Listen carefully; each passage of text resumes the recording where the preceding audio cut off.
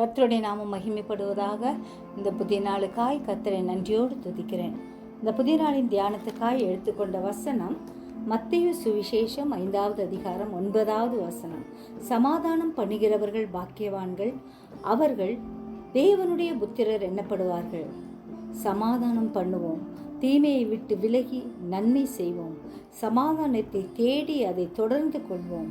கிருபையும் சத்தியமும் ஒன்றை ஒன்று சந்திக்கும், நீதியும் சமாதானமும் ஒன்றை ஒன்று முத்தம் செய்யும் என்ற சங்கீதம் 85:10 தேவ கிருபையை பெற்று சமாதானம் பண்ணுகிறவர்களாய் வாழ்வோம். கர்த்தருடைய வேதத்தை நேசிப்போம். வேதத்தை நேசிக்கிறவர்களுக்கு மிகுந்த சமாதானம் உண்டு, அவர்களுக்கு இடரல் இல்லை. எனவே பாக்கியவான்களாய் நாம் வாழ ஆண்டவருடைய இரக்கத்தையே பெற்றுக்கொண்டு முன்னேறுவோம். கர்த்தர் நம்மை ஆசீர்வதிப்பார். ஜெபிப்போமா.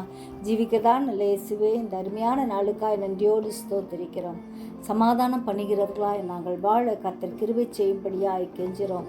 உம்முடைய பிள்ளைகள் என்ற அந்த ஆண்டவரை சாக்கியத்தையும் பாக்கியத்தையும் எங்களுக்கு தந்திருக்கிறபடியால், அந்த சுதந்திரத்தை எங்களுக்கு தந்திருக்கிறபடியாலும் நன்றியோடு ஸ்தோத்திரிக்கிறோம் ஐயா. எந்த சூழ்நிலைகளிலும் சமாதானம் பண்ண கிருபை தாரும். எங்கள் ஒவ்வொருவரையும் ஆசீர்வதியும். தீமையை விட்டு விலகி நாங்கள் நன்மை செய்கிறவர்களாய் வாழ கிருபை தரும்படியாய் கெஞ்சுகிறோம் ஐயா. இந்த சத்தியத்தின்படி எப்பொழுதும் நடக்க கிருபை தாரும் அப்பா. நீதியும் சமாதானமும் எப்பொழுதும் ஒன்றை ஒன்று சந்திப்பது போல ஆண்டவரே, நாங்கள் எப்பொழுதும் உண்மை சந்தித்து உம்மோடு உறவாடுகிறவர்களாய் எங்களை வைத்துக் கொள்ளும்படியாய் கெஞ்சுகிறோம் ஆண்டவரே. உடைய கிருபையை பெற்று வாழ அனுக்கிரகம் செய்வீராக. உடைய வேதத்தை நேசிக்க, உடைய வேதத்தை அனுதினமும் தியானிக்க கிருபை தாரும். ஆசீர்வதியும் வழி நடத்தும். இயேசுவின் மூலம் ஜெபம் கேளும் பிதாவே, ஆமென்.